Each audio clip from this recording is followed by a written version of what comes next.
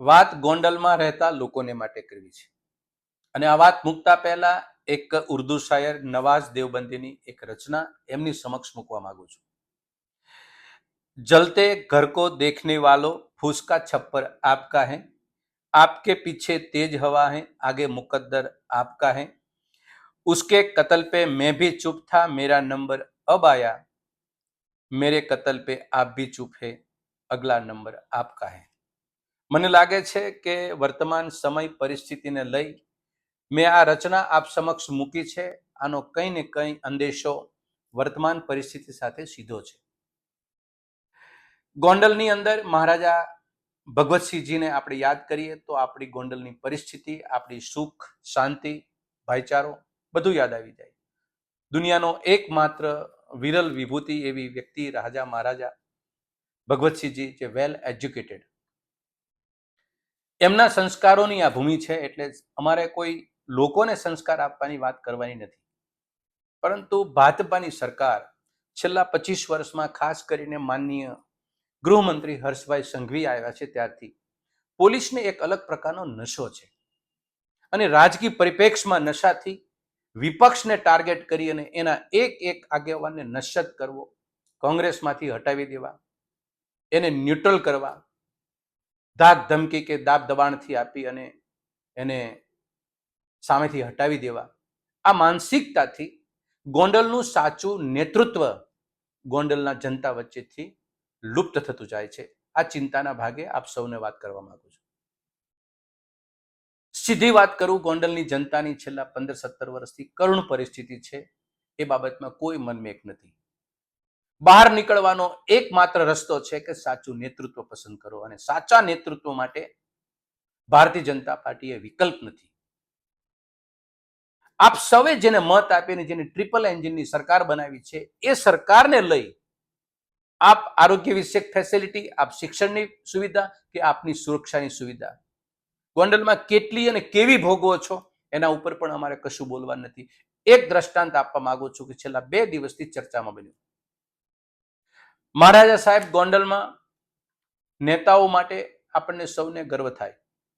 કોંગ્રેસ પક્ષ હંમેશા વર્તમાન પરિસ્થિતિ અને વાસ્તવિકતાના દર્શન કરતી રાજનીતિ કરે છે। કોઈના કયામાં કોઈની ખોટી કે કોઈની ન ગણાવી વાતો મૂકી અને જનતામાં મત બટોરવાનું કામ કે રાજનીતિ કરવાનું કામ કોંગ્રેસનો એક પણ આગેવાન નથી કરતો। ગોંડલની સરકારી હોસ્પિટલ છે, બદથી બદતર હાલતમાં આજની તારીખે છે। એની ફરતી ફેન્સિંગ કે એની દિવાલ પૂરતી સારી નથી। હોસ્પિટલમાં જે આરોગ્ય વિષયક છે, શસ્ત્ર સરંજામ સરકારી રાહે ઉપલબ્ધ હોવો જોઈએ। આપ પણ નાગરિક છો, આપનો પણ એક ધર્મ બને છે ક્યારેક કોઈ વખત હોસ્પિટલમાં ચક્કર મારજો, તમને ખ્યાલ આવશે ત્યાં સ્ટાફ છે, ત્યાં મેડિકલ ફેસિલિટી છે, ત્યાં શબઘર બરાબર છે, કોઈ જગ્યાએ તમને હોસ્પિટલનો અંદેશો તમને નહીં આવે એ પ્રકારની સરકારી હોસ્પિટલ છે। અને આપણે જે સરકારને ચૂંટીએ છીએ એને આપણે સવાલ નથી કરી શકતા। આ આપણી સૌથી મોટી નબળાઈ છે। જે લોકો તમારા માટે લડે છે, જે કોઈ અવાજ કરે છે કે આ હોસ્પિટલમાં આ સુવિધા નથી અને હોવી જોઈએ, એને સરકાર કે સરકારના અધિકારીઓ કે પોલીસના તંત્ર દ્વારા એને નશ્યત કરવાનો પ્રયત્ન કરે છે, ત્યારે પણ આપણે એમની સમક્ષ ઉભા રહેવા તૈયાર નથી। હું વાત કરવા જઈ રહ્યો છું ગોંડલ સરકારી હોસ્પિટલની અંદર સરકારી અધિક્ષક જે હોસ્પિટલમાં છે એમને 1, 2, 3, 4, 5 નહીં પણ છેલ્લા 2 વર્ષની અંદર 6 થી વધુ અરજીઓ કરી અને હોસ્પિટલની રિયાલિટી અને હોસ્પિટલની અગવડતા એના વર્ણન સાથે અરજીઓ કરી એ અમારી પાસે આવી।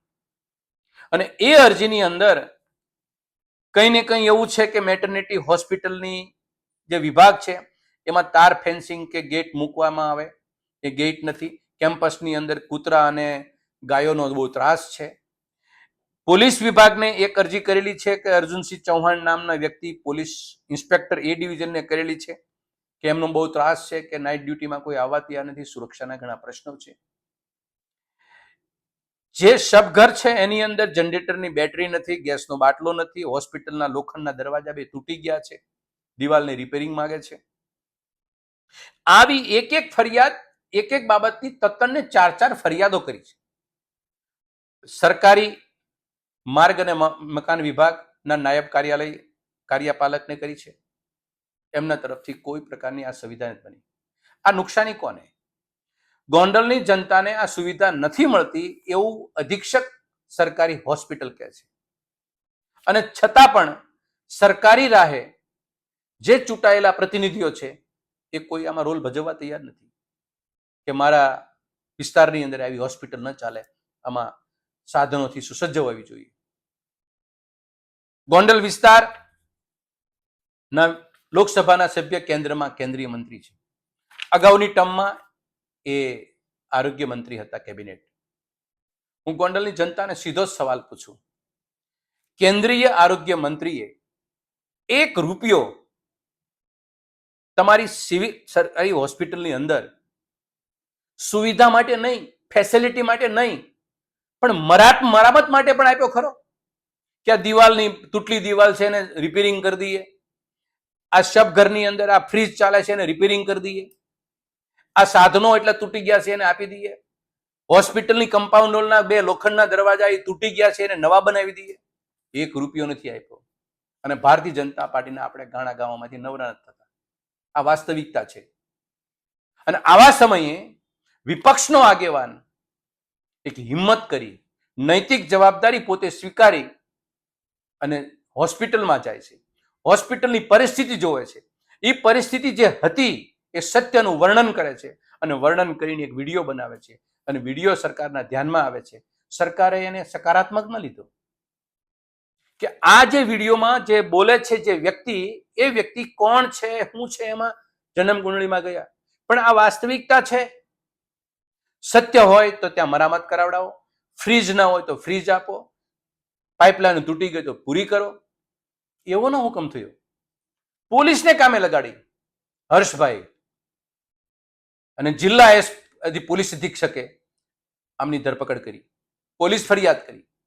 શું કામ કરી? તમે જનતાની ચિંતા કરી હતી. કોણ છો તમે? કોંગ્રેસના આગેવાન. કોંગ્રેસનો આગેવાનને જનતાની ચિંતા કરે, પૂરી દો ને. આ માનસિકતાથી ગુજરાતમાં વહીવટ થાય છે તો ગોંડલ તો દ્રષ્ટાંત છે. એ માણસ રાત આખી કસ્ટડીમાં રહે છે, સવારમાં બહાર નીકળે છે. એક પણ ગોંડલમાંથી રહીશ પાણીની બોટલ લઈને કસ્ટડીમાં ગયા? આ તો પીડા થાય, થવી જોઈએ. આ ભારતીય જનતા પાર્ટી સરકારની અંદર વિપક્ષમાં બેસીને જનતાની સેવા કરવી એ કેટલી કપરી છે ને. કે આ વિરલ વ્યક્તિ, એનું નામ છે ગોંડલ તાલુકા કોંગ્રેસ પ્રમુખ હર્ષદસિંહ ઝાલા. કોઈ વખત હર્ષદસિંહ ઝાલાની કોઈ ભૂલ હોય તો અમે પણ એને ખબરદાર કરીએ, પણ જેને જનતાની ચિંતા કરવાનો પ્રયત્ન કર્યો એ પ્રયત્નના ભાગે એને એક રાતની કસ્ટડી મળી જાય અને કલમ લગાવી 353(1)(b) ખોટી માહિતી આપી, અફવા ફેલાવવા જેવા નિવેદનો કર્યા અને જાહેર હિતનું નુકસાન કર્યું. એ કઈ સાથે સુસંગત છે આ મુદ્દો? ભારતીય જનતા પાર્ટીની સરકાર અને પોલીસ વિભાગને હું સતર્ક કરવા માંગુ છું. તમે આ જે ફરિયાદ કરી છે એ ફરિયાદમાં થોડો પણ તથ્ય હોય તો એના ઉપર ફરિયાદ ચાલુ રાખો ને બીજી પણ ફરિયાદ કરો, આખી કોંગ્રેસ ઉપર ફરિયાદ કરો. પરંતુ હળાહળ જૂઠી ફરિયાદ લઈ માત્ર બદલાની ભાવનાથી એક તાકાતવર આગેવાન તમારી સામે છે એને નશ્યત કરવાના ભાવથી એને પૂરી દેવો તો એવા હર્ષદસિંહ ઝાલા એવા 1 ડઝન પેદા થશે ત્યાં ગોંડલમાંથી. આ વાસ્તવિકતાના દર્શન પણ અમે જાણીએ છીએ અને શું પરિસ્થિતિ છે. પરંતુ મેં વાત એ કરી કે 1 ડઝન કરતા, અડધો ડઝન કરતા ફરિયાદો જિલ્લાના આ ગોંડલ તાલુકાની, ગોંડલ શહેરની હોસ્પિટલ ના અધિક્ષક ફરિયાદ કરે છે કે હા અહીંયા શબઘરની અંદર આ પરિસ્થિતિ છે, તો પછી ખોટી માહિતી ક્યાં કઈ રીતે એની પર ફરિયાદ થાય? એ ડોક્ટર પોતે અધિક્ષક સરકારી હોસ્પિટલ એમ કે છે કે ત્યાં આગળ કમ્પાઉન્ડ વોલના 2 દરવાજા તૂટલા છે, ત્યાં આગળ ગેસની બોટલો નથી, ફ્રીજ માટે ફ્રીઝરની બેટરી નથી, એ ચોરાઈ ગઈ છે. આવું ફરિયાદમાં કે છે. એ તો હર્ષદસિંહ ઝાલા બોલ્યા. તો હર્ષદસિંહ ઝાલાએ ખોટી માહિતી કેમ આવી? એવી કેમ કહી શકો કે એને અફવા ફેલાવી છે? એવું કહી શકો કે કઈ રીતે કહી શકો કે જાહેર હિતનું નુકસાન કર્યું છે? જાહેર હિતની ને તંદુરસ્તી વધારી, કે વિપક્ષમાં કોઈ છે સાચી વાત બોલીએ જનતાનું રખોપું કરનારા, આવી વ્યક્તિઓને નશ્યત કરવાનું કામ જે ભારતીય જનતા પાર્ટી સરકારના આગેવાનો કે સરકાર કરતી હોય તો અમે એની ઘોર શબ્દોમાં નિંદા કરીએ છીએ. અને જનતાને, ખાસ કરીને ગોંડલની જનતાને વિનંતી કરું કે તમારી સામે સારું નેતૃત્વ છે. રાતોરાત કોઈ નેતૃત્વ બનતું નથી. આ તો ઉભરતું નેતૃત્વ હતું. તમારી સંવેદના, તમારા પ્રશ્નો, પ્રાણ પ્રશ્નો, પીડા એ સમજીને નેતાગીરી કરનારા લોકોને પણ જનતા વતી થોડીક શક્તિ આપે, આવા આગેવાનોને એટલી અપેક્ષા રાખું છું. ખૂબ ખૂબ આભાર. ધન્યવાદ.